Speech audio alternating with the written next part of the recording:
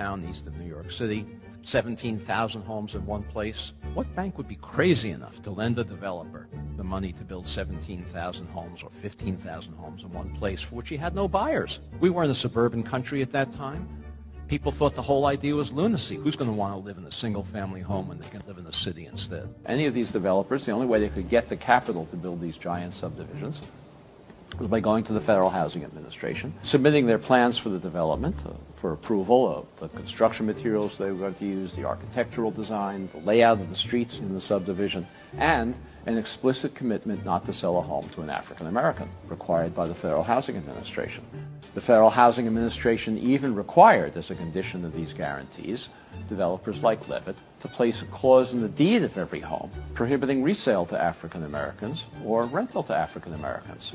These deeds still exist in these homes today. They're no longer enforced, no longer enforceable, but they're still there. What was the consequence of this? Well, those homes in those days, in all of these suburbs, they sold for $10,000 or less, $8,000, $9,000 a piece. In today's money, that's less than $100,000, probably $90,000. African Americans who were prohibited, not they didn't want to, not because they didn't like living among whites, they were prohibited from moving into these suburbs, and they could easily afford to do so. Any working class family can afford to buy a home for $90,000, roughly twice national median income.